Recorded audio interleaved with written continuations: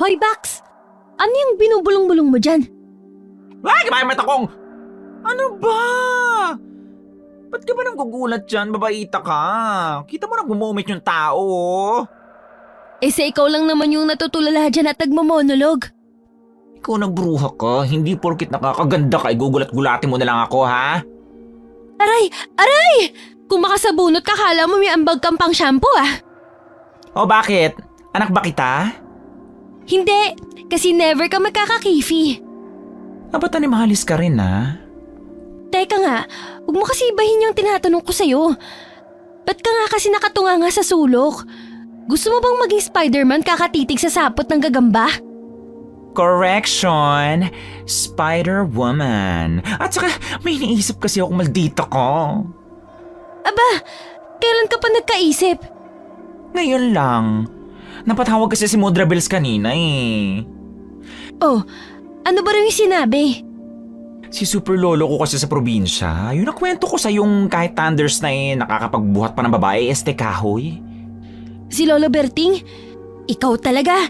Kahit lolo mo, hindi nakakatakas dyan sa bunganga mo. Oh, anong meron kay Lolo Berting? Itong si Lolo Bert nagkasakit na raw. Hindi niya na caring mag-isa sa probinsya. Kailangan niya na raw ng kasama. Tapos ikaw yung pinapapunta ni tita sa probinsya kaya ka nagmumukmok? Oo! Sinabi ko nang umuwi na lang sila para kung sakaling mategi si Lolo Bert, edi magkakasama pa sila. Nagpapasama lang sa'yo yung matanda sa probinsya. Gusto mo na agad patayin. Naku, ikaw talaga. May mga sabi-sabi pa naman na malakas daw ang karma pag matatanda ginaganyan mo. Kung ano-ano naman yung pininiwalaan mo. Paano kung tubuan ka ng bigote at balbas? Babae man ako sa puso ko, pero hindi pa naman ako nag-evolve mula sa pagiging lalaki ko. May hormones pa rin akong nagpapatubo ng mga buhok ko sa katawan. Hay, so, ano nang plano mo ngayon? Ayoko pa rin lumuwas sa probinsya. Dito na ako pinanganak at pinalaki sa Maynila na mudra ko. Kaya hindi ako sanay sa buhay probinsya. Paano kung pag-araruhin ako noon? Saan ba yung probinsya nyo? Sa Leyte. Sa Visayas yan, di ba? Sa Region 8? Ba't mo alam? May ex-jowa kang taga Leyte, ano? Hoy, wala no. Hindi pa pwedeng top 1 ako sa araling panlipunan ng kabataan pa natin. Huwag mo ko'y damay. Fresh pa ako, no? Ba't kasi ayaw mo pa umuwi? Paano na yung mga lakad ko? Mahal pa naman yung bayad sa akin ni Mr. Tan. Mahanap lang yung gintong compass daw na ginamit ni Magellan noon. Ayan ka na naman sa mga adventure mong wala kang napapala. Baka niloloko ka na naman ng mga inchik na mga yan. Tas gawin ka na namang clown pag uwi mong sugatan tas para kang pulube. Hindi naman siguro. Nabasa ko rin yan sa isa sa mga libro ko eh.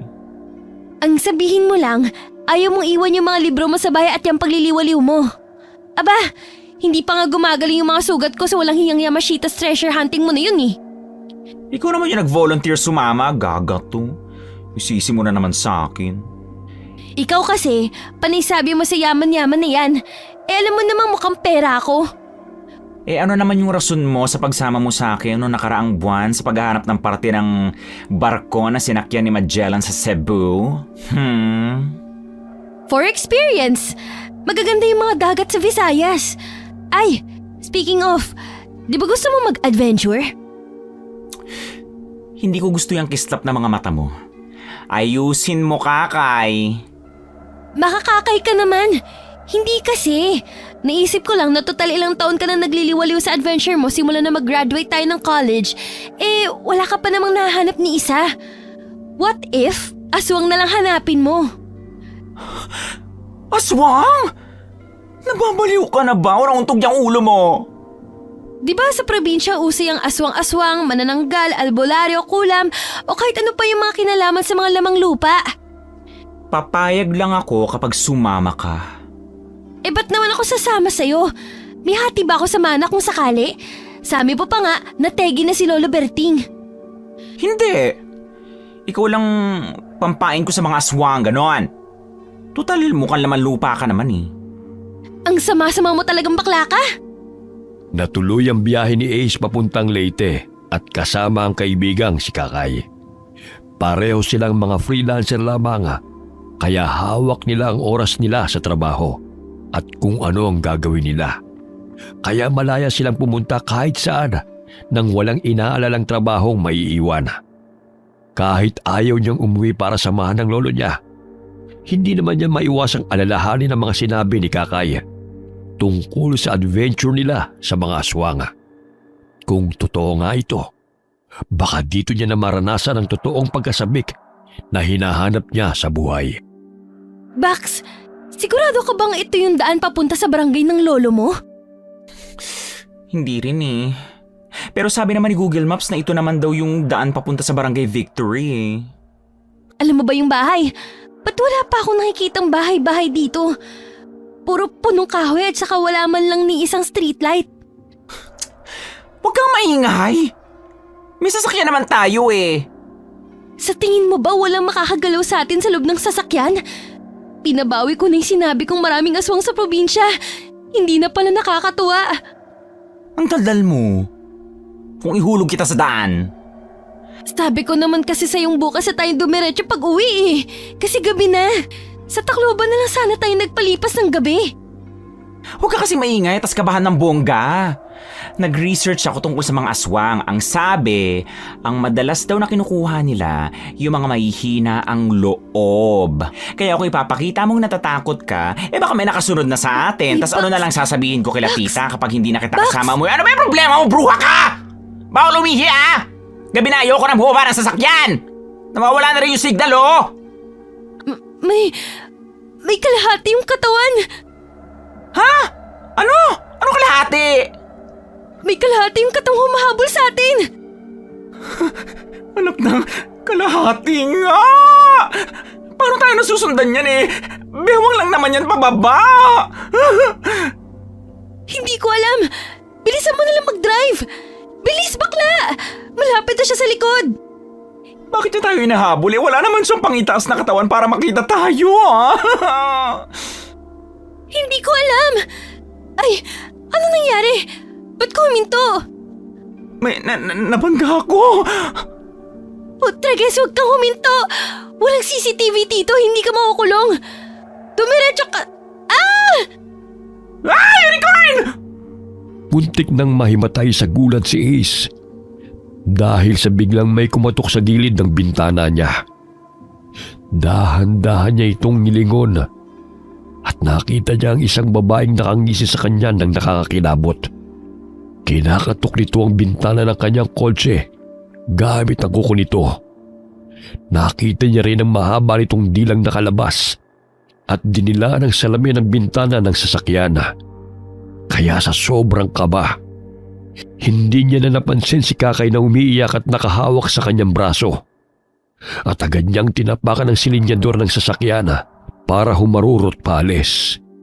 Hindi niya pinansin ang nasagasaan at nang lumingon siya para tignan ang baliw na babaeng sumulpot, nakita niya ang isang kalahating pambabang katawan nito na nakapalda at umapaw pa ang tila tumitibok na mga laman.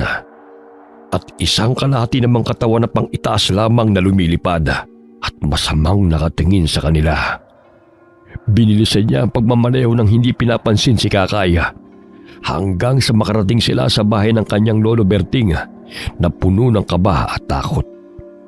Dali-dali silang lumabas ng kotse at hindi na kumatok at dumiretso na lamang ng pagpasok sa bahay. Aba, ikaw na ba yan, apo ko? Bakit ginabi na kayo sa kalsada? Dapat bukas na lamang kayo bumiyahe at delikado ng daan. Ano ba yung mga mukha nyo na hindi na may drawing? Masakit ba ang tiyan yung dalawa? Halika kayo, uminom kayo ng mainit na tubig. Lolo Bert, may mga aswang ba talaga rito? Saan mo naman narinig yan? Hindi narinig, Lolo, kundi nakita. Nakita mismo namin. Nabangga pa ng kotse yung kalahating katawan. Ibig sabihin, dalawa silang manananggal. Kung yung isang kalahati, hinahabol kami, tas yung isa nabangga ko, tapos may isang lumilipad. Nasaan na yung isang kalahating lumilipad? Manananggal? Kararating mo pa nga lang, naamoy ka na kagad nila. Anong ibig niyo sabihin, Lolo? May iba't ibang uri ng aswang, pero lahat sila matatala sa mga pangamoy. Naaamoy nila kung sino ang mga bago at sino ang hindi nila kaya. Naaamoy din nila kung sino ang banta sa kanilang lahi, kaya nila sinusugod. Ano? Bago pa naman kami rito ni Kakay Lolo Baka mamaya madagit na tong bruhang kasama ko. Uuwi na lang yata ako, Lo. Kahit ang thrilling ng adventure na to, ayoko na may pa-welcome effect yung mga ibang elemento dito sa barangay ninyo. Huwag ka mag-alala, Apo. Protektado na kayo simula na makatapak kayo sa bahay ko. Sure na sure ka ba dyan, Grandfather? Baka mamaya sinasabi mo lang yan para hindi kita iwan, Siguradong sigurado ako, Alexandro. Ang bantot ng Alexandro. Ace na lang, Lo. O siya, mukhang nakaano ka na sa mga nangyari sa inyo. Naka-move on? Hindi pa, Lolo. Pero kailangan kong kalimutan agad kasi may matatakotin akong kasama. Sa sobrang takot nga niya, ay nakatulog na, Hayaan mo na muna yung si Kakay. Pagpahingahin mo na muna. Lolo, ba't ka nga pala naniwala agad sa sinabi ko? Hindi mo man lang ba iisipin na nagsisinungaling ako o kung ano man, diba? Hindi ako nag-iisip ng masama sa'yo, Apo. Malalaman mo rin bukas kung bakit. Ay, winner, may pasuspense pa yung super lolo ko, Kinabukasan, kahit pagod sa biyahe si Ace, ay maaga pa rin siyang nagising pati na ang kaibigan niyang si Kakay. Habang nagkakape sila sa may balkonahe ng bahay ng kanyang lolo, napansin niya ang paunti-unting pagdagsa ng mga tao sa gate ng kanilang bahay. At ang kanyang lolo na may dalang basket na may lamang mga halamang gamot. Kaya hindi niya napigilang sundan ito na tila may enerhiyang humihila sa kanya sa mesa ng matanda. At napansin niya ang isang librong kulay itim sa ibabaw noon. Sino-sino yung mga tao sa labas ng bahay, Lo? Sila ba? Mga nagpapagamot sila. Ano ka, midwife? Puro buntis at babae ang nandyan. Kung hindi yata asawa ang kasama, mga nanay. Aba, may maliit na buntis din, Hoy, Bax! Huwag mong iniintriga yung lolo mo. Baka hindi mo lang alam, graduate pala yan ng medicine. Lolo, ha? Baka mamaya pinapunta mo lang ako dito kasi illegal yung panggagamot mo tas ako yung ipapakulong mo. Mapagbiro ka talaga, Apo. Hindi ako doktor o kung ano man yan. Nanggagamot ako at nagbibigay proteksyon sa mga buntis na inaaswang. Natahimik kayong pareho. Bax, naiisip mo ba yung naiisip ko? Hindi. Tumahimik ka nga, ayoko maging albularyo. Hindi. Ibig sabihin nun, kung albularyo si Lolo at nagbibigay siya ng proteksyon sa mga buntis na inaaswang, edi marami kang makakasagupang aswang nun. Gusto ko lang makakita, gratang to. Hindi ko sinabi makikibaka ako, no? Pero Lo, ano yung libro na nasa tabi mo? Ito ba? Mahiwagang libro ito. Paano naman naging mahiwaga yan? Hindi ba ayaw mo maging albularyo? Hindi ko pwedeng sabihin sa'yo kahit apo pa kita. Inaakit ako ng libro, Lolo. It's giving. Pabasa lang ng konti, Lo. Please. Ay, sige na nga. Pero bawal mong dalhin sa labas, ha? Mamaya mo na lamang tignan yung libro at magsisimula muna ako sa trabaho ko. Yes! You're the best Lolo in the world. Ay sus, nambola ka pa. Ako lang naman ang lolong inabutan mong buhay eh.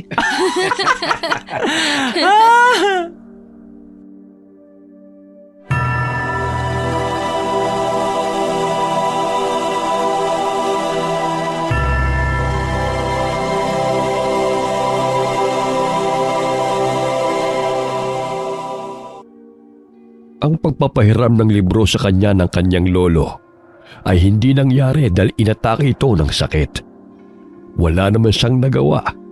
Kahit pa palakas ng palakas ang puwersa na humihila sa kanya papunta sa libro. Dahil na rin sa kalagayan ng kanyang lolo Bert, pinagsawalang bahala niya na muna ito sa isipang marami pang araw na darating. Olo, inuubo ka na naman. Nakapagpa-check up ka na ba? Hindi pa nga eh. Hindi bali na. Nandiyan pa naman yung luyang dilaw na nilalaga ko. Bukas papalitan... papalitan ko na at hindi na gaanong kaanghag. Sigurado ka ba na hindi yan dahil sa panggagamot mo? Baka mamaya pala hinihigop mo na yung mga kapansanan at kamalasan ng mga pasyente mo, ha? Apo, ang pagtulong sa kapwa hindi binibilang. Masaya naman akong nakakatulong ako ng walang hinihinging kapalit. At saka aba, ikaw nga lang yung nakakaubos ng gatas ng baka na bigay ng mga nagpapagamot dyan sa rep natin Hindi naman kasi ako pwede magwalwal dito Ang sabihin mo na lang, hindi talaga kayo in good terms ng mga doctors sa hospital.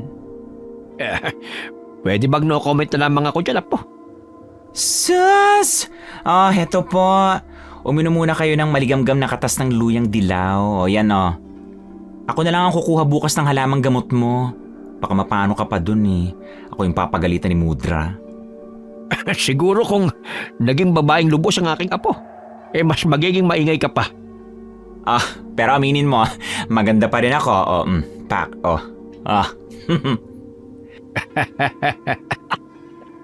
Aba, oo naman. Mana ka sa lola mo. Wait nga, Lu. Ang tagal naman ni Kakay sa labas. Ang sabi niya bibili lang siya ng napkin sa tindahan pero hindi na nakabalik.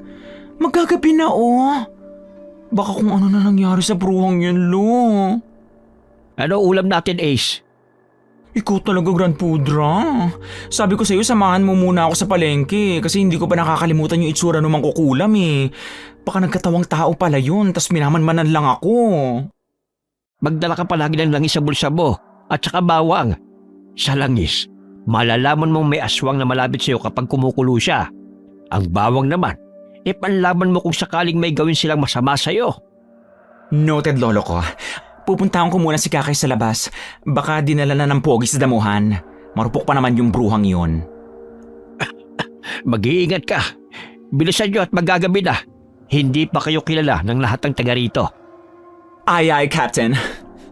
Dahil sa bahagyang magkakalayo-layo ang bahay sa liblib na baryo, ay malayo-layo na rin ang nilakad ni Ace para lamang makapunta sa kalapit na tindahan. Pero wala siyang nakitang Kakay doon. Kaya mas lumayo pa siya sa dapat na pupuntahan lamang at umabot sa susunod na tindahan. Pero wala rin doon ang babae. Nagsimula na siyang maasar at babalik na lamang sana sa bahay nila. Nang marinig niya ang isang tili na tinatawag ang pangalan niya. Si Kakay, may kasamang buntis. At sa likod ng mga ito ay isang babaeng putol ang pambabang katawan at may malalapad na pakpak na umahabol sa kanyang kaibigan. At sa kasama nito, kahit mahilig siya sa adventure, ay muntik pa rin siyang mahimatay sa kaba dahil sa matinding takot. Walang hiya kang bakla ka! Huwag kang mahimatay! Tulungan mo kami! Tulong, please! Baka may mangyaring masama sa anak ko! Ano? Bakit naman kayo inahabol ang manananggal? Bahala kayo, uuwi na ako. Madapa ka sanang bakla ka! Huwag mo kaming iwan, Ace! Anak naman ng pating may balat ka ba sa puwet? Sa dami ng pwede mong pahabulin sa'yo, yung pangit pa na yan! Tulong! Hindi na lang sana kita hinanap, lukarit ka. Wait lang, Mimasor, ha? Hindi kita kayang kargahin, hindi kaya ng powers ko. Labanan mo! Labanan mo na lang!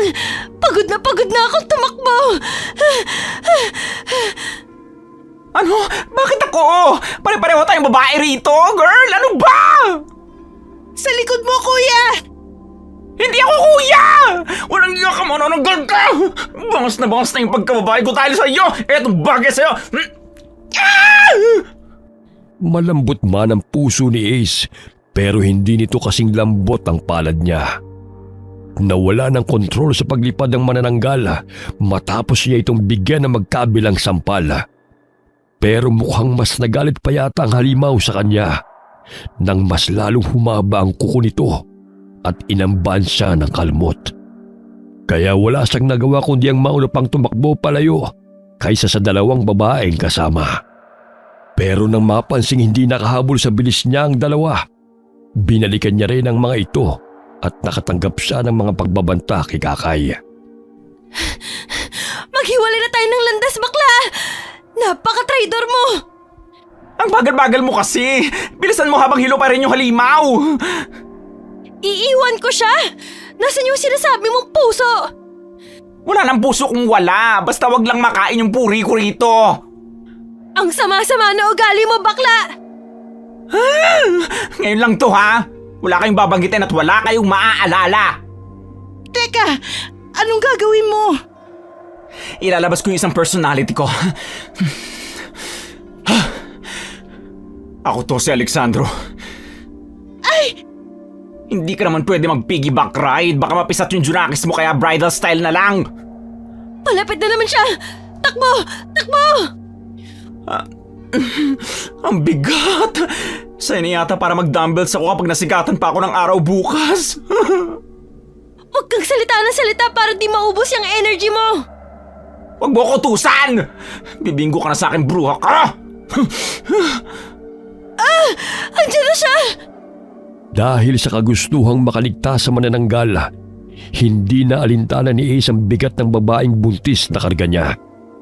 Mabilis siyang tumakbo hanggang sa nakita niya ang kanyang lolo na papalabas ng kanilang bahay. Katakataka naman na hindi sila napapansin ng mga kapitbahay kahit nagsisigawan na sila. Mukhang may ginawang kung ano ang manananggal para makapangbiktima ng tahimik. Malas na lang ito na mas malas pa dito ang kaibigan at nagkatagpo-tagpo ang landas nilang apat. Sino yan, Ace? Sinundan mo lang si Kakay pero nakabuntis ka na kagad? Lolo! Lolo! Never sasaludo ang sundalo ko sa kapwa ko babae pero hinahabol kami ng manananggal. Ano? Ipasok mo siya sa bahay. Bilis! At kunin mo yung pangontra ko. Wala nang oras, Lolo. Kakay magtago kayo nitong si Buntis sa loob. Hindi ko iiwan si Lolo. Sige, mag-ingat kayo. Malapit na siya. Halika na, miss. Naninigas na yung tiyan ko. Painumin mo siya ng maligamgam na tubig. Ace, kunin mo yung pamalo ko ng tinik ng kalamansi. Bilis! Wait, no! Ayoko! Paano ka? Harapin mo yun na mag-isa? Bilis na! Wala nang nagawa si Ace kundi sundin ang kanyang lolo. Hinagilap niya ang mahaba nitong pamalo na puno ng tinik ng kalamansi na isa sa paniniwala ng lugar. Mas mabisa raw ang tinik ng kalamansi na pangontra sa aswang at pangtaboy dito. Medyo natagalan pa siya dahil hindi niya alam kung saan inilagay ng kanyang lolo ang pamalo nito. Maya-maya pa nakita niya itong nakasandal sa likod ng pinto. Akmang kukunin na sana niya ito. Pero may malakas na puwersang humihila sa kanya sa lamesa kung nasaan ang libro ng kanyang lolo Bert. Hirap siyang nilabanan ito at unti-unting inabot na ang pakay na pamalo.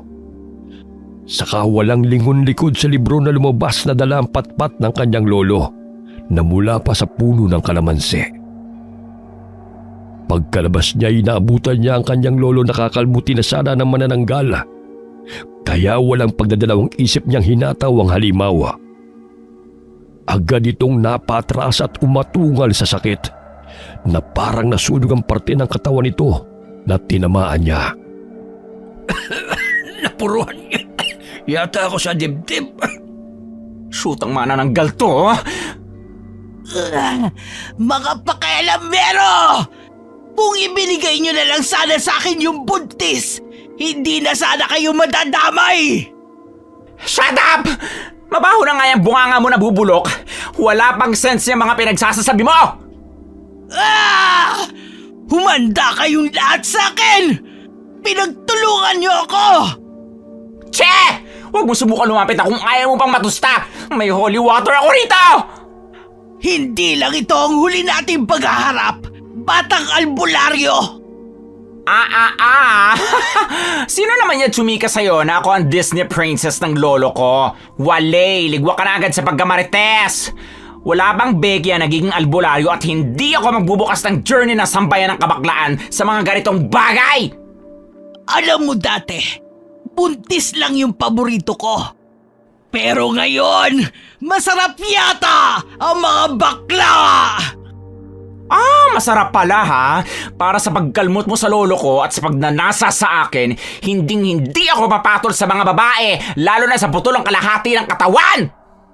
Isang malakas na paghampas ang ginawa ni Ace sa manananggal at sumabit ang tinig ng kalamansing pamalo sa pakpak nito. Kaya bumunghalit na naman ang matinis nitong pag-iyak at hindi nila napigilan ng kanyang lolo ang pagtakip sa kanilang tenga sa ingay nito. Nakita naman niyang agad itong pataas babang lumipad papalayo dahil napuruhan ng pakpak ng manananggal. Pagkatapos ay agad niyang dinala ang kanyang lolo sa loob ng bahay at naabutan niya ang dalawang babaeng parang pinagsakluban ng langit at lupa sa mga itsura nito. Na paano? Natalo na ba? Hindi naman nila tayo guguluhin? Ang dami mo agad tanong, no? Ha? Kumuha ka muna ng planggana at towel para mapunasan natin si Lolo Bert. Sige na. Magdikdik kayo ng udot ng bayabas at kunin niyo yung galon ng tubig sa ilalim ng mesa ko. Yun ang paglilinis ko sa sugat ko. Opo. Ano ba kasi nangyari sa inyong dalawa at sa manananggal pa kayo nagpahabol? Teka po, hindi pa nga natin kilala yung pangalan niya tapos ginigisa mo na. Ano bang pangalan mo, Iya? Pasensya na ho talaga kayo. Ako si Angge. Mag-isa kasi ako sa bahay namin ng asawa ko. Pero iniwan na niya ako. Hindi talaga maganda yung pakiramdam ko kaya naisip ko na pumunta dito sa inyo. Taberty. Sa mga magulang mo, hindi ka ba welcome doon? Hindi ako taga rito. Galing ako sa Davao kaya hindi agad ako makauwi. Wala rin akong pamasahe. Yung asawa mo na iniwan ka, yung taga rito, hahanapin ko siya, ha? Tas siya yung papakain ko sa manananggal. Pasensya na talaga kayo sa gulo ko. Saktong nakita ko kasi si Kakay kanina. Kaya nakatakas pa akong buhay. Kung hindi siya dumating, malamig na sana ako na bangkay bukas. Lolo, wala bang diet plan ng mga manananggal? Oras na siguro para yung mga walang kwentang lalaki naman yung atakihin nila, ano? Apo, lalaki ka rin at wala ka rin kwenta. Aray. Last mo na yan, Lolo, ha? Heto na po. Thanks, nurse. Muntik na mategi yung pasyente at pasensya ko sa sobrang tagal mo. Habang tinutulungan ni Ace na linisin ang sugat ng kanyang lolo, hindi niya mapigilang isipin ang libro ng matanda na kanina pa niya nakita. Parang hinihila talaga siya nito at gustong gusto niyang buksan ang bawat pahina. Mahilig man siya sa libro. Pero ngayon lamang siya nakaramdam ng matinding puwersa at pananabik na mahawakan ito. May iba tayo, Lolo. Pwede ko na bang hiramin yung libro mo? Bakit? Anong bakit? Pambihira naman, Lolo. Nangako ka sa akin kaninang umaga na papahiramin mo ko. Kakay, pwede mo bang samahan si Anggi sa kwarto mo? Doon mo na lamang siya patuloyin. May pag-uusapan lang kami ni Ace. Sige po, Lolo Bert. Ganyan nga, Alipin. Sumunod ka sa master mo. Huwag mo nga akong maali-alipin dyan. Hindi ko pa nakakalimutan yung pag-iwan mo kanina sa amin. Mas mabilis ka pang tumakbo eh. Oh well, ganito talaga pag magaganda. Kailangang ingatan. Che! Nauna ka pang tumakbo sa mga babae, po? Kasi naman Grand Pudra, nakatanggap ng magkabilang sampal yung manananggal kaya nagalit sa akin. Ayun, tumakbo ako. Pero binalikan ko naman sila eh. Kinarga ko pa yung buntis at baka mapisa yung anak niya. Ikaw talaga. O siya, halika na. Matagal na ba kayo nanggagamot, Lo? Pangontra sa aswang at iba pang elemento talaga ang ginagawa ko madalas. Mga buntis kasi madalas na lumalapit sa akin. Para saan ba yung libro, Lo? Bukod sa nandyan ang mga listahan ng iba't ibang gamot at pangontra, may iba pang tinatago ang libro na yan. Ay, na-curious na tuloy ako ng bongga, Lo. Ano naman yung tinatago niyang mahiwagang libro na matandang albularyo? Hindi ko rin alam, kaya nga tinatago eh. Ay wow, pilosopo ang lolo ko. Joker ka, Lo? Totoo po. Isang beses ko palang nakita na maging ganun ang libro na yan. At hindi na nasundan. Hindi ko nga alam kung bakit naging ganun yung libro dati eh. Pwede ko bang hawakan, Lo? Oo naman. Anong nararamdaman mo? Para akong kinukuryente. Ramdam ko yung energy na gumagapang sa kamay ko papunta sa buo kong katawan. Totoo ba? Opo, Lo. Isang beses ko palang naramdaman ng ganyang enerhiya simula na mapasa akin ng libro na yan eh. Pero ikaw, Apo, isang beses mo palang nahawakan pero gusto niya na rin sumama sa'yo. Hindi ko naman siguro pwedeng dalhin yan, Lolo. Sa Maynila? At wala ka nang gagamitin dito para makapanggamot. Matanda na ako, Apo. Bakit hindi na lang ikaw pumalit sa akin? Sa totoo lang, hindi ko na kayang labanan ng mga aswang tulad ng paglaban ko sa kanila nung kabataan ko pa. Gustuhin man kitang tulungan, Lo. Pero kasi hindi naman ako para sa mga ganitong bagay. Pang Miss Universe ako, Lo. Grand pageant, ganun. Hindi superhero na mga taga-baryo. Tuturuan naman kasi kita eh.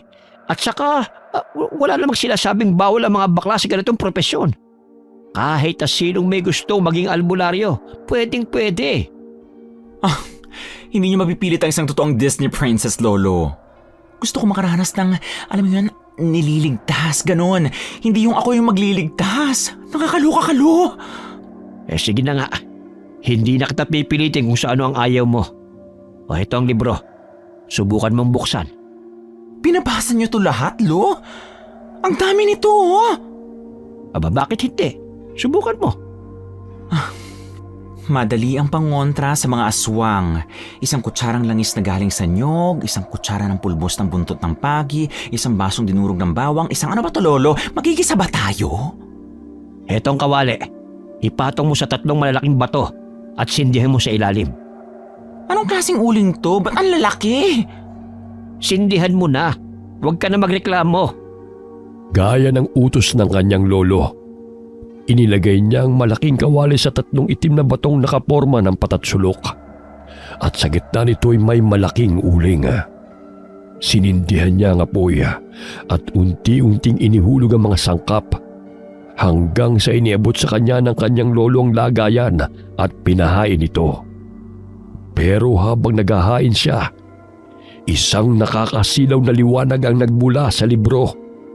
Sobrang nakakasilaw ito na parang mabubulag na siya, kaya't napatakip siya sa kanyang mga mata.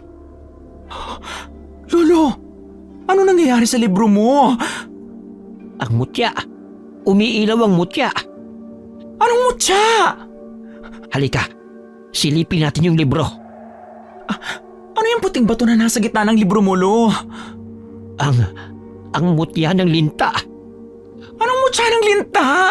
Linta sa inyong sumisip-sip ng dugo? Oo, linta na naging bato. Pinaniniwalaan ng mga mas matanda pang albularyo na mabisa raw ang mutya na ito para sa panggagamot at pangontra sa mga masasamang elemento o enerhiya. Ito ang pangkalahatang mutya. Pwede ko bang hawakan, Lo? Sige, Apo. Hawakan mo. Para sa'yo yung mutyang yan at wala akong balak na bawiin yan sa'yo. Ang ganda niya. Ang init sa kamay. Kahit ayaw mo maging albularyo, tanggapin mo yung libro ko. Para sa'yo yan. Sabi mo, Lo, isang beses mo lang nakita yung mutya na to na umilaw. At sabi mo gamit to sa panggagamot at proteksyon. Baka ibig sabihin ng pag-ilaw niya ay sa tuwing nakakagawa ka ng perpektong gamot na mabisa. Kung ganon, at sa unang subok mo pa lamang, ay nakagawa ka na ng mabisang gamot. Para sa'yo talagang mahiwagang libro na yan. Dalhin mo yan kahit saan ka magpunta. At huwag kang mahula ng paniniwala sa kanya. Kahit na ano mangyari. Tratuhin mo siyang parang magkaisa kayo. Naiintindihan mo ba ako, Ace? Opo, Lo. Ako na ang kauna-unahang Becky na may super book.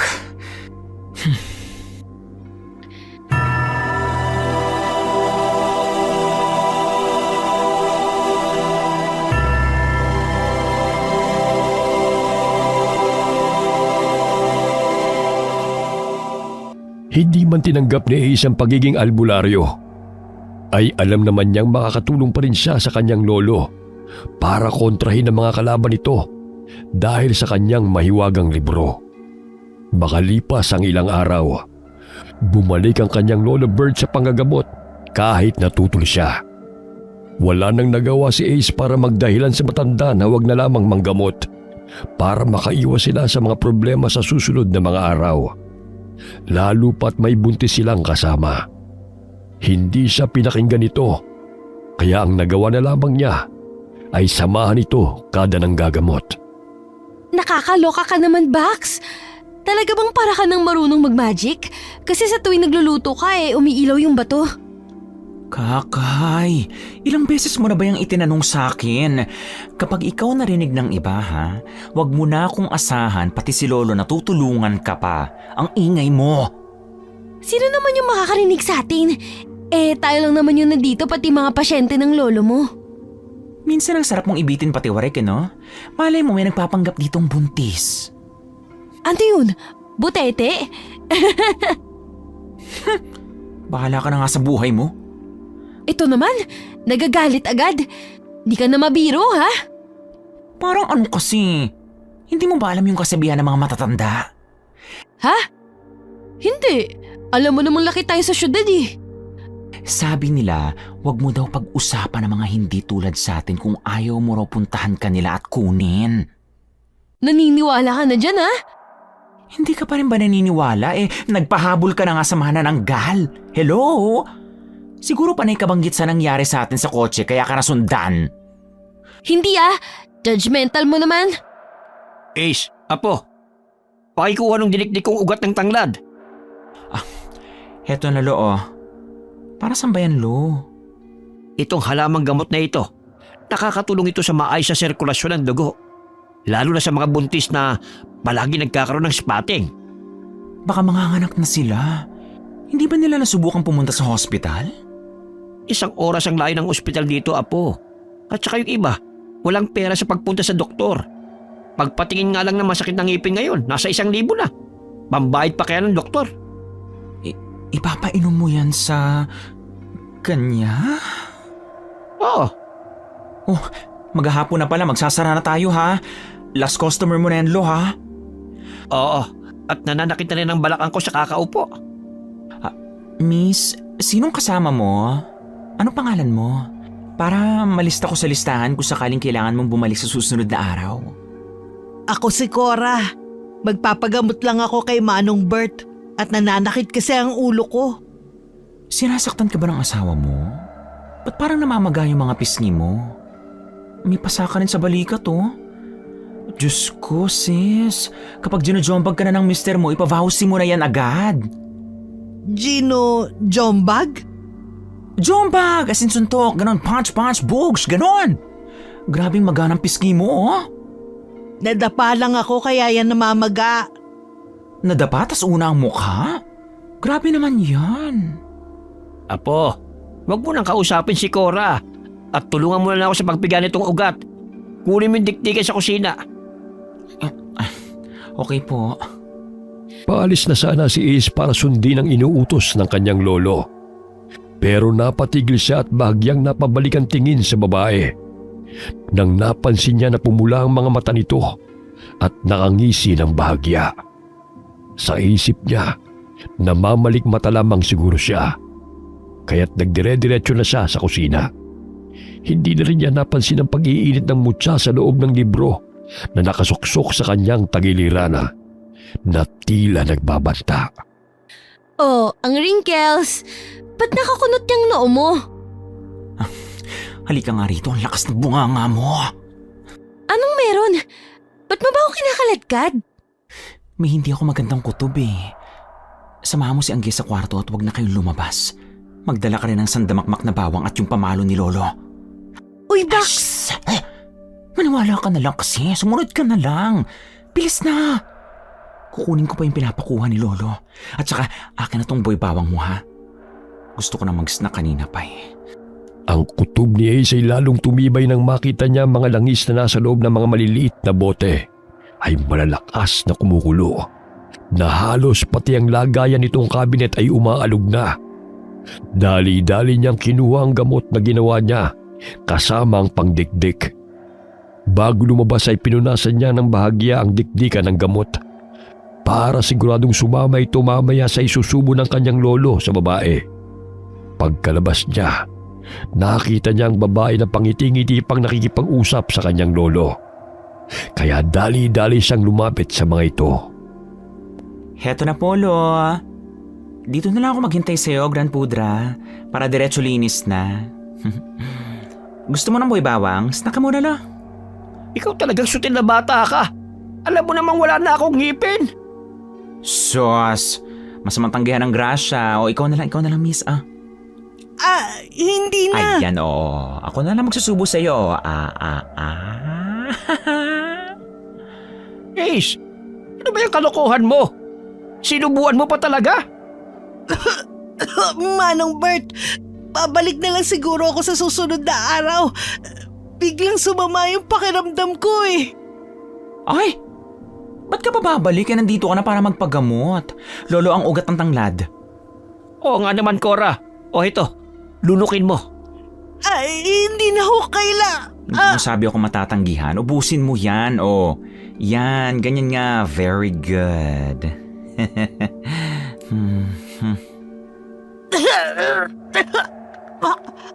O ayan, ngayon pwede ka nang umalis.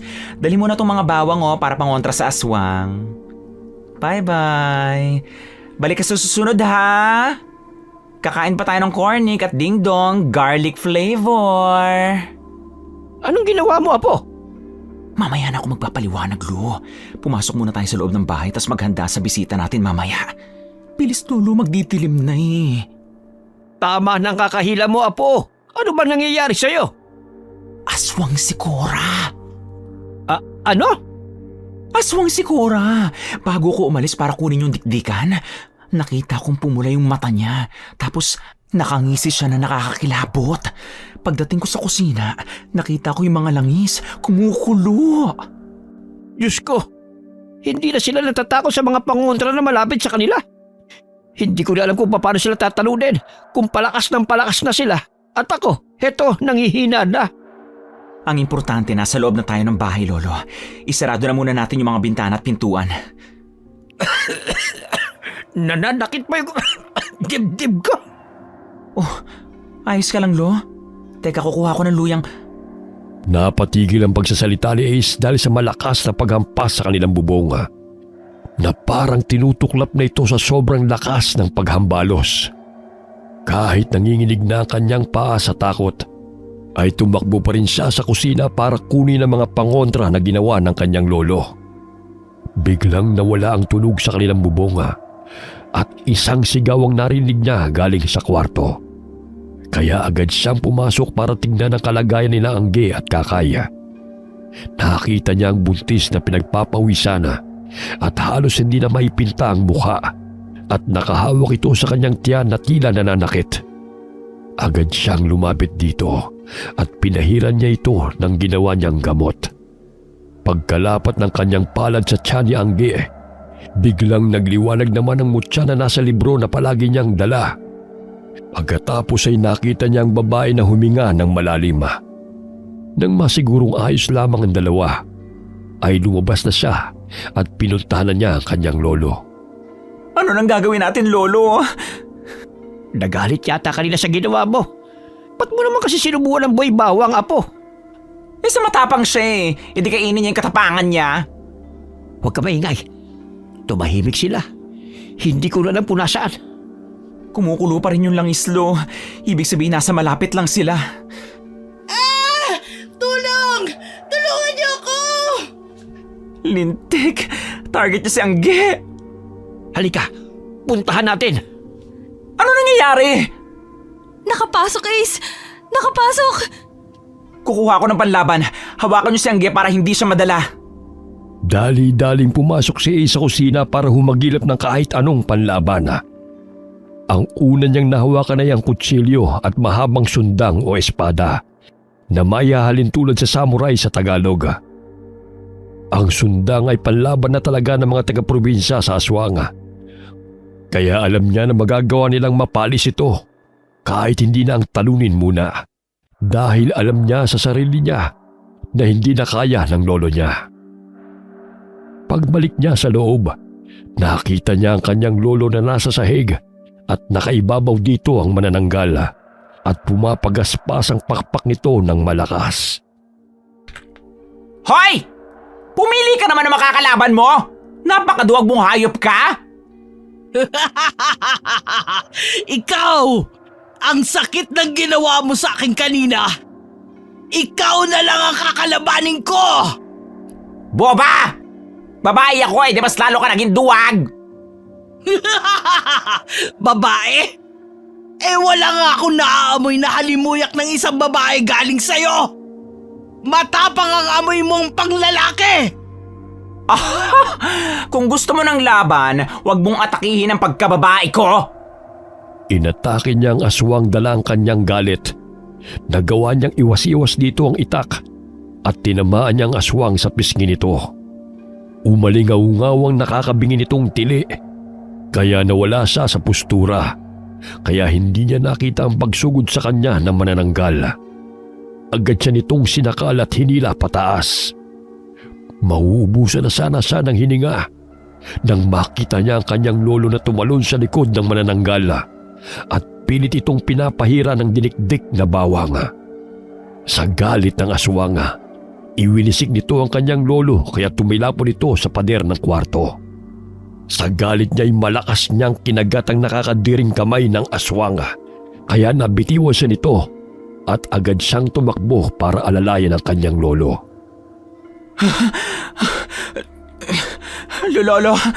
Lolo, ayos ka lang ba? Ayos ka lang?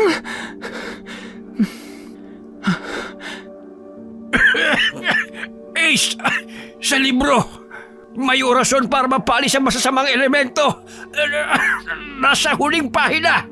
Basahin mo! Ngayon na! Venga la luz de arriba, aleja al diablo de abajo, protégenos de la oscuridad y que el mal se disuelva. Magbabayad kayo! Hindi pa to ang huli nating pagkikita! Magbabayad kayo! Akala mo sa akin apo ako na matandang albularyo na may mahiwagang libro. Babalikan kita! At ang pesting libro na yan! Pipira-pirasuin ko yan hanggang sa wala ka nang mabasa! Wag puro satsat, girl! Patunayan mo! Ace, si Angge at Lolo Bert. Tulungan mo ako. Dali natin si Lolo sa sofa. Ayos ka lang, Balo? Ikaw kaya ang ihambalis ko sa pader, apo. Tapos tanungin kita kung ayos ka lang. Aray ko, balakang ko. Sabi ko nga Ang galing mo naman, Bax. Saan nanggaling yung liwanag na yun? Tapos parang nasusunog na yung manananggal ko, hindi lang siya nakalipad palayo. Ano ba yung mukha mong babae ka sobrang lapit? Tulungan mo muna ako.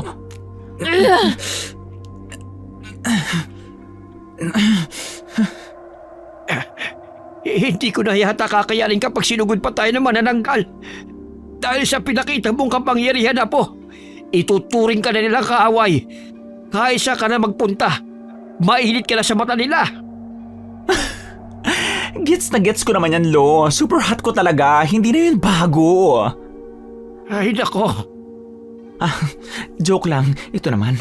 Pinapagaan ko lang yung paligid Grabe nga ayusin bukas dito. Kung pwede lang kasuhan yung manananggal na yun ng trespassing at damage to property Nakakagigil. Ang mabuti pa, mamayang madaling araw, lumuwas na kayong pauwing Maynila, apo. Ano? Tapos iiwan ka namin dito? Di kargo pa ng konsensya ko kung may mangyaring masama sa'yo, Lo. Ako na lamang ang haharap sa kanila. Ayoko. Anong ayaw mo? Wala na tayong pagpipilian, apo. Iligtas mo ang sarili mo at sinakakait Angge. Huwag mo na akong alalahanin kasi matanda na ako. Hindi na magtatagal at sasama na rin ako sa liwanag. Kung sa liwanag ka lang naman sasama, may liwanag din naman dito sa mahiwagang libro. Sa akin ka na lang sumama, Lo. Seryoso to, Ace. Seryoso rin ako. Turuan mo na ako kung paano maging ganap na albularyo. Ano? Hindi ko kayo kayang iwan, Lo. Kaya turuan mo na ako para maging ganap na albularyo. Kaya mo ba, Apo? Kakayanin ko, Lo. Sige. Magsisimula na kagad tayo mamaya. Baka sumugot ulit ang manananggal na yan bukas ng gabi. Wala tayong lakas para labanan siya. Wala nang ang sinayang na oras ang kanyang lolo para sanayin siya sa pagiging albularyo. Kahit natatakot at medyo nag-aalinlangan pa siya, gagawin niya ang lahat.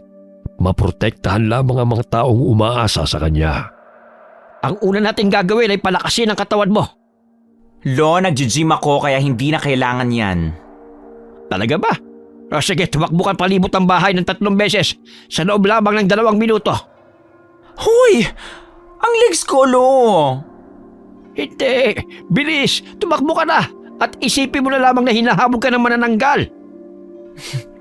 Habulin talaga ako sa lawak ba naman ng bakuran at bahay ninyo tas gabi pa. Gusto mo ba talagang mamatay? Ikaw ang nang asar sa manananggal, kaya nagalit sa atin. Oo na! Ba't pa nang-gaslight kasi? Hindi pa nga siya nakakapagpahinga sa 10 beses na pag-ikot niya sa kanilang bahay.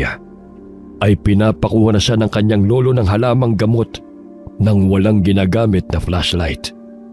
Halos matinik na siya sa mga nakakapang makahiya at alam niyang madami ng sugat ang kamay niya. Kaya hindi niya maiwasang mapaluha. Nang nasa kalagitnaan na siya ng pagsuko, ay biglang kakaibang init na naman sa gitna ng libro ang nararamdaman niya. Kaya binuklat niya ito at nakita niyang maliit na mutya ng linta na umiilaw galing dito. Kinuha niya ito at hinawakan. Maya-maya pa'y biglang tumalas ang kanyang pangamoy.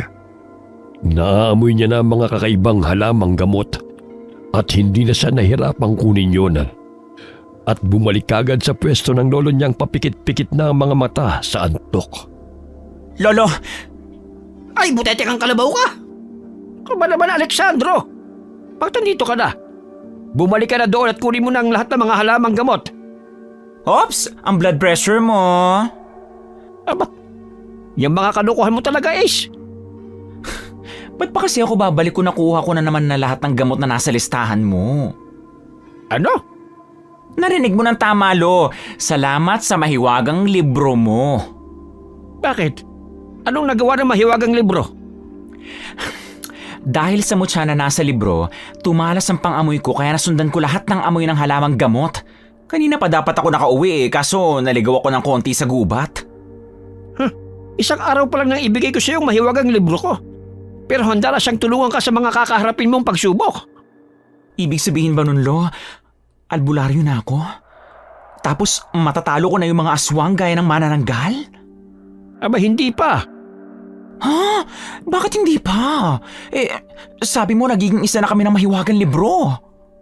Abay, nakakita ka na ba ng albularyo na hindi marunong manggamot? Kailangan mo muna magsanay sa paggawa ng mga gamot at pangontra bago ka tawaging albularyo. Halika na, Lo. Tapusin na natin to at nananakit na yung likod ko. Gusto ko nang humiga at magpahinga. At may panghuli pa. Ano? Para maging pinakamalakas kang albularyo, kailangan mong lunukin ang mutya sa gitna ng libro. Ano? Ayos lang yan, Apo. Kahit hindi mo pa naman gawin ngayon. Pagkarating nila sa kusina, ay agad pinagdadampot ni Ace ang isang malaking kawali, 3 itim at puting malalaking kandila, pati na rin ang batong itim na malalaki na pagpapatungan niya ng kawali. Nang tatanungin na sana niya ang kanyang lolo sa susunod na gagawin, ay tulala at halos nakanganga na itong nakatingin sa kanya. Huy, Lolo, iti ko mo yung bibig mo. Baka pasukan ng lamok ko. Wala pa namang langaw kasi madaling araw pa lang. Paano mo nalaman na yan ang gagamitin sa paggawa ng mga gamot? Hala! Oo nga no. Parang nakikita ko yung laman ng libro kahit hindi ko binubuklat, Lo. Hindi ko inaasahan na mas marami pang hiwagang nakabaon sa librong yan. Pati ako'y nagugulat sa mga kaya niyang gawin.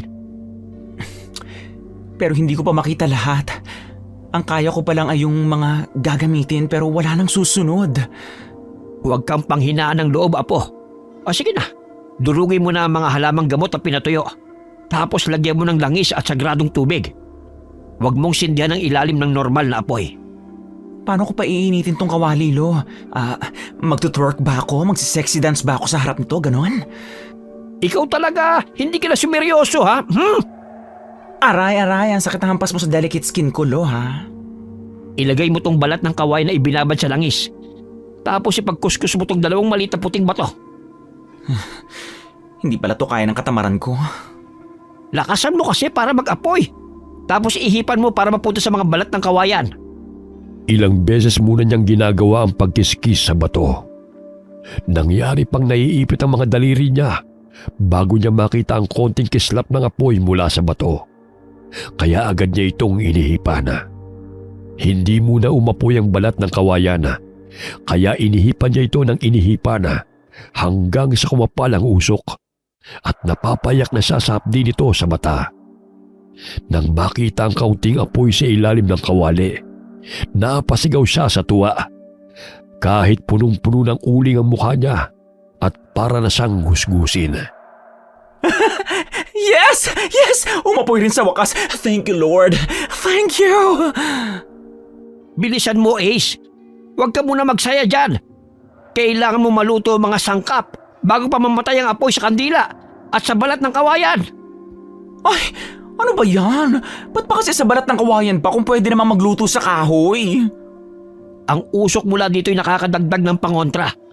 Ayaw na ayaw ng mga aswang na amoy usok ang mga gamot. Wala naman ako ibubulong dito, Lo, no? Wala na. Haluin mo lang hanggang maubos ang apoy sa ilalim ng kawali. Ha? Hala, Lolo! Umiilaw ako! Ang liwanag ko! Talo ko na yung Christmas light dun sa City Hall. Hindi ka mo nagliliwanag, Ace. Ang libro na nasa tagiliran mo.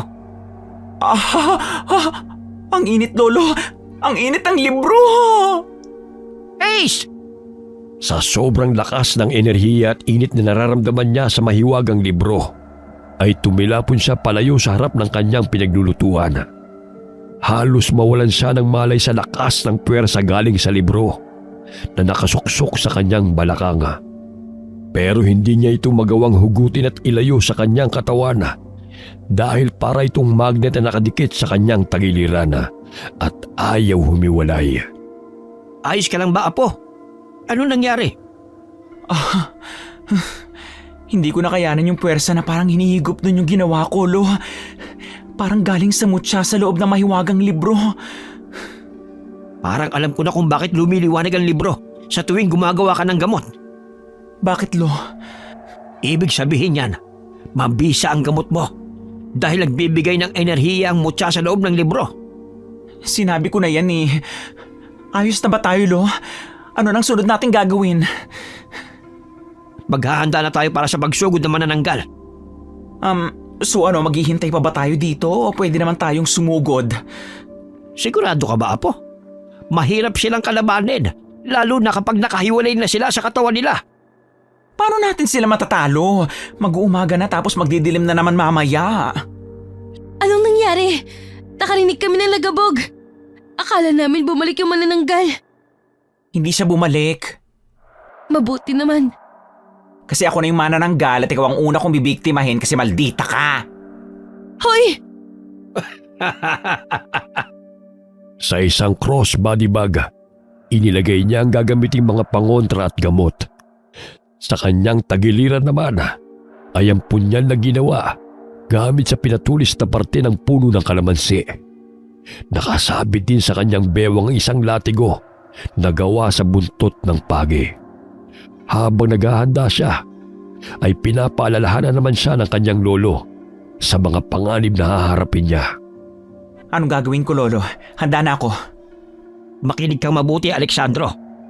Kailangan mong hanapin ang kaputo ng katawan ng manananggal.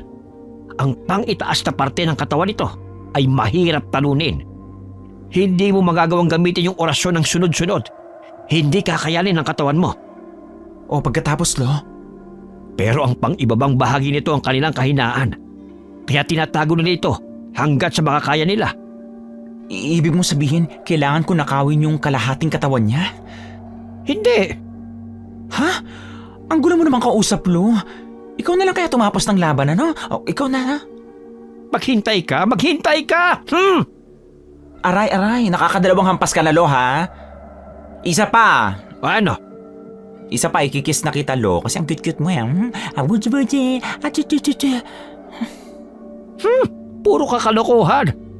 O ito, bagyan ng abo galing sa tunaw na balat ng kawayan. Kapag nakita mo yung kalahati ng katawan niya, ibuhos mo ito doon para matunaw siya at hindi na makabalik pa sa dati. Dito, hihina na ang pangitas niyang katawan at matatalo mo na siya. Sana halamang gamot na lang siya na pwedeng amuyin. Kaso hindi naman ako sumisingot ng kiffiness, eh. Puro ka talaga kabaliwan. Uy, andyan ka pala. Si Angge. Nagpapahinga kasi di yun nakatulog ng maayos. O sige, ikaw na lang. Anong ako na lang? Hindi ba lahat ng superheroes may sidekick? Siyempre hindi naman pwede na ako lang yung wala, di ba? Tapos, anong connect? O hindi ikaw yung sidekick ko! Ano? Ayoko nga!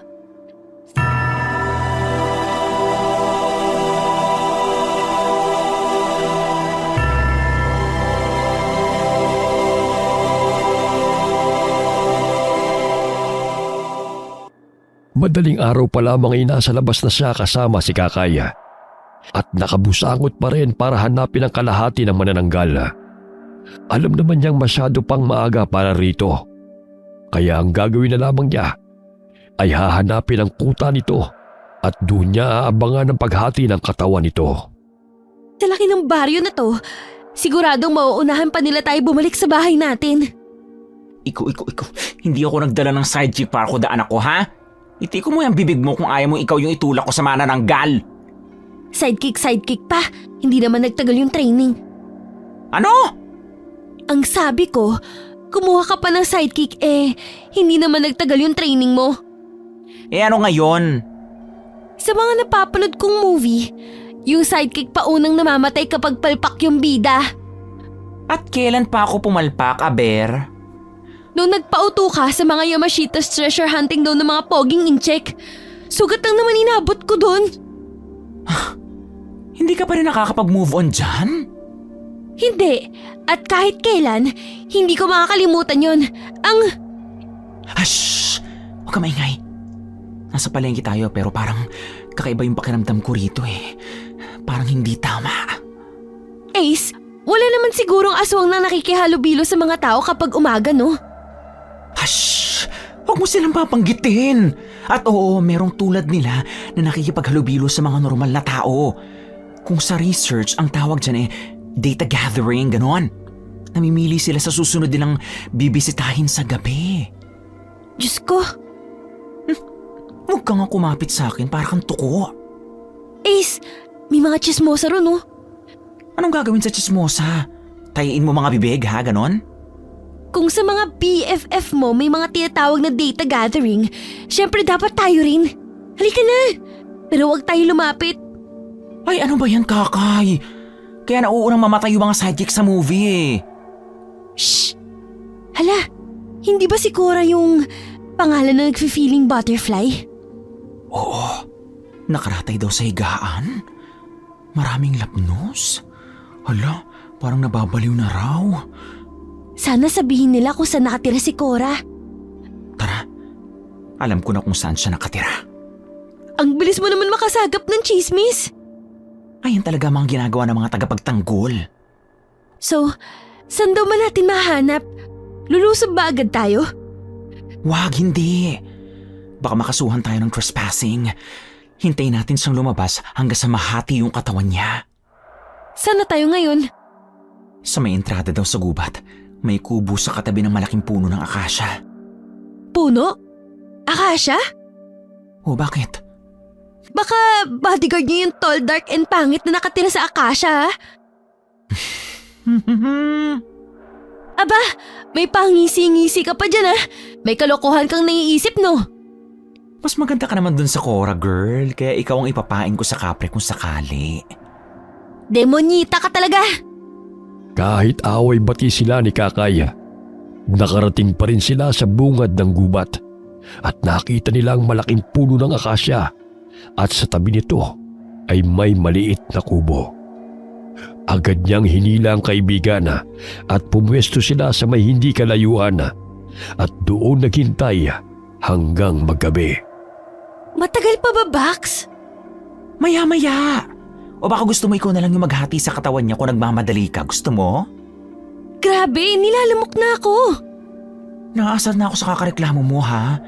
Baka sa'yo ko isubo tong abo, Kasi naman eh. Ikaw yun ang pumilit sa akin na pumunta rito, di ba? Para sa aswang. Kaya dapat ka lang sumama sa akin.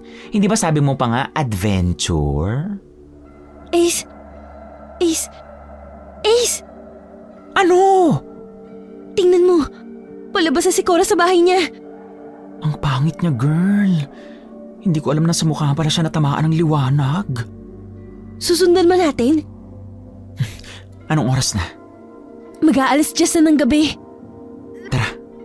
Sinundan nila si Cora hanggang sa nakita nilang tumigil ang babae sa isang taniman ng tubo.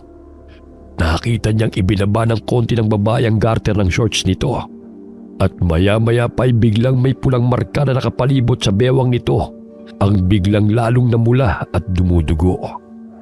Mapapasigaw na sana ang kaibigan niya pero agad niyang tinakpan ang bibig nito ng mga nanginginig niyang kamay.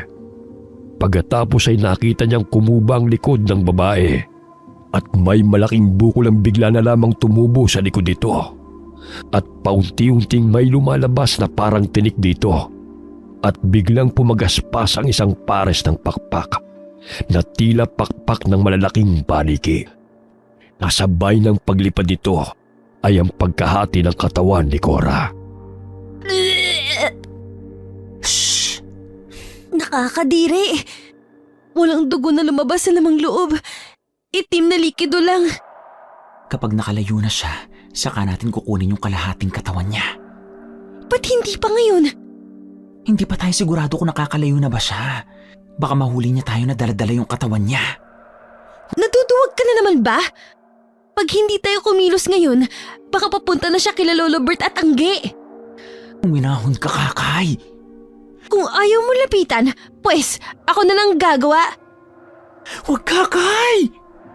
Hindi na niya napigilan ng kaibigan at nakita na lamang niya itong niyakap ang ibabang katawan ng manananggal at saka itinakbo.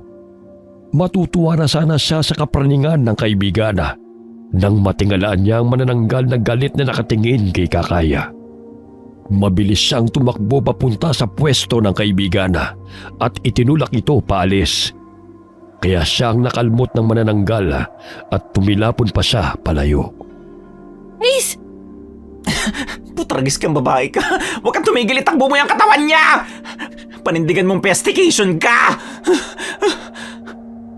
Pero hinahabol niya ako. Akong bahala sa kanya. Itakbo mo lang. Mga walang iya kayo! Ibalik mo sa akin yung katawan ko! Shoota ka! Ang kapal ng mukha mong murahin ako! Nakita niyang tumilapon si Kakay pagkatapos bumuelo ng pagaspas sa pakpak ang manananggal. Nabitiwan ng kanyang kaibigan ang kalahating katawan ng halimaw, kaya kahit nananakit pa ang likod niya, dali-dali niyang kinuhang buntot ng pagi at hinampas ang likod ni Cora na agad pumalahaw sa sakit.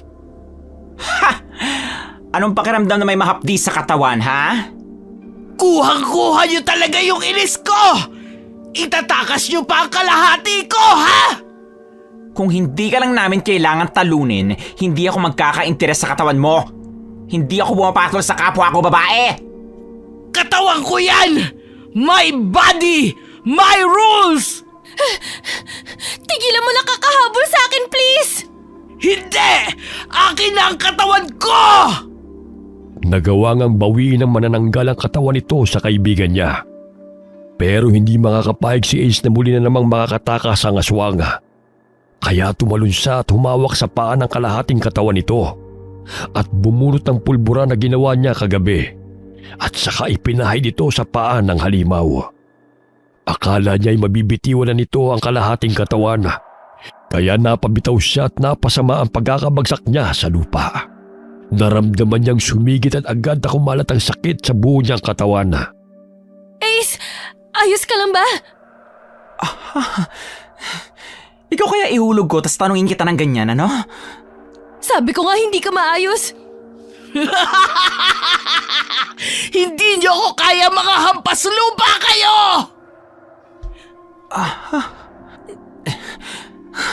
Okay lang. At least hindi amoy lupa gaya mo. Pagkasabi niya noon ay agad niyang ibinato ang bawang na kanina pa niya hawak-hawak sa babae. Dahil iniiwasan nito ang bawang na binato niya. Pagkatapos ay sinanggapan nito ng 2 kamay. Kaya nabitiwan nito ang kalahating katawan. Na agad naman niyang pinulot at itinakbo. Kasabay ng pagdukot niya ng abo ng balat ng kawayan. Wag! Wag mong susubukan! Tingnan mo kung paano ako gumanti sa lahat ng binigay mo sa akin na sakit ng katawan. Alam mo ba 2 gabi na akong walang tulog dahil sa'yo? Kaya deserve ko ng katahimikan! Abo! Wag mo lalagyan ng abo! Wag mo lagyan ng abo yung katawan ko! Wag mo ituloy! Hindi mo magugustuhan ang gagawin kong pagganti! Weh! Hindi nga. Talent ko mag-sprinkle kasi dati akong fairy godmother. Ngayon albularyo na dahil sa'yo! Kung ibinigay mo sana yung buntis, hindi na sana tayo magpapang-abot dito! Aha! Gutom ka? Ako rin eh. Kasalanan mo yan. Itong bagay sa'yo! Hindi na nga siya nagdalawang isip pa na ibudbud ang abo sa katawan ng manananggal. Nakita niyang kumulo ang mga laman nito at parang may itim na tubig ang biglang umapaw dito. Ang sigaw ng hinanakit naman ni Cora ay halos magpabuta sa tenga niya. Naawa siya ng kaunti.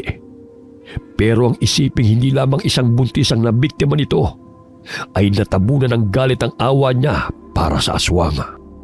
Ah! Lahat kayo! Lahat kayo hindi man lang ako pinapakinggan! Hindi nyo man lang tinanong kung ginusto ko bang maging ganito! Hindi ba dapat mo lang pagbayaran yung mga kasamaan mo?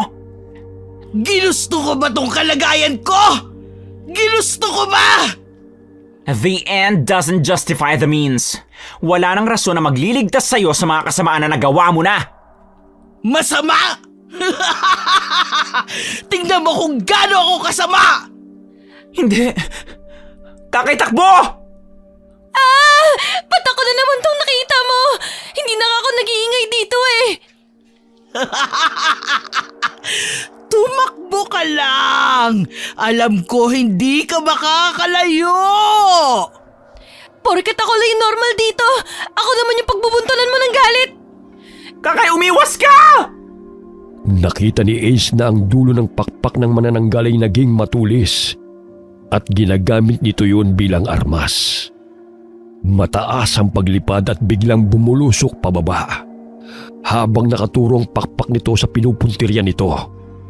Nang makita niyang nabato na lamang si Kakay sa pwesto nito, agad siyang tumakbo papunta sa kaibigan at wala na siyang nagawa kundi ang saluhin ang atake ng manananggal na agad na tumusok sa dibdib niya. Ace! Ace! Shoota kang bakla ka! Ano na lang sasabihin ko nito kay Lolo kasi napaka-weak ng apo niya! Sa salita lang pala yung malakas eh! Ace! Gumising ka naman oh! Mamamatay rin ako pag hindi ka gumising! Ayoko pa maging almusal naman na nanggal na to! Sakto! Madaling araw na! Masarap ang preskong dugo! Shoot, sa sobrang kabahin matay na ako. Totoong Diyos! Buhay ka! Buhay ka! Ano? Hindi pwede! Tumagos yung pakpak ko! Tumagos! Anak ng... Teka, ano ba yung nagligtas sa akin? Sa ilalim ng kanyang jacket, nahugot ni isang mahiwagang libro ng kanyang lolo. Butas na ang gitna nito. Halata na dito tumama ang atake ng manananggal. Nadismaya siya nang makita ang kalagayan ng libro na nagligtas sa buhay niya. Kaya hindi na nagawa ni Ace na pigilan ang galit niya at hindi na siya nagdalawang isip. Pinahawak niya kay Kakay ang libro at sinugod ang manananggal na tila hindi pa napoproseso ang katotohanan na buhay pa siya. Kakay! Yung mutya! Anong mutya? Nakakapanira ka ng moment, alam mo ba yon? Ako si Darna, tas ikaw si Ding. Ibigay mo na sa akin yung mutya kasi magtatransform na ako. Gaga ka! Nasaan yung bato? Nasa gitna ng libro! Okay, ulit! Hindi nyo na ako siniseryoso! Mga wala kayong galang! Papansin. O sige, ready na ako. 1, 2, 3, go! Kakay! Ang bato! Saluhin mo! Super Becky! Pagkasalo niya ng bato ay agad niya itong sinubo at nilunok. Maya-maya'y nakaramdam siya ng panibagong lakas at enerhiya na gumapang sa kanyang katawan. Naging matalas na rin ang pang-amoy niya. Nahaamoy niya mga iba't ibang halamang gamot sa malayo. Pati na rin ang malansang amoy na manananggal na galit na ngayong nakatingin sa kanya. Wala na siyang sinayang na oras at agad niyang tinalon ng pwesto ni Cora. Pero nakaiwas ang manananggal at hinampas siya. Kaya bumulusok siya pababa. Naunang bumagsak ang balikat niya. Pero hindi niya ininda ang sakit nito. Hinigpitan niya ang pagkakahawak sa punyal na gawa sa kahoy ng kalamansi at langis sa kabilang kamay niya. Bumuelo si Ace at agad niyang tinakbo ang pwesto ng manananggal at saka ito tinalon.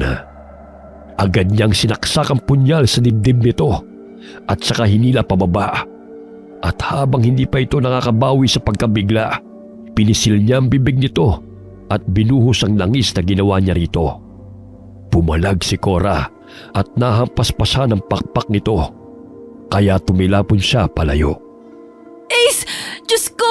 Namamagay yung balikat mo! Nabangasan din yung mukha mo! Alam ko, putragis ka. Nararamdaman ko yan, girl. Hindi nyo man lang ako pinakinggan! Pinilit lang ako maging aswang! Hindi ko to gusto! Sorry! Sorry sa lahat ng kasalanan na gawa ko! Makakapagpahinga na rin ako sa wakas! Natunaw na siya.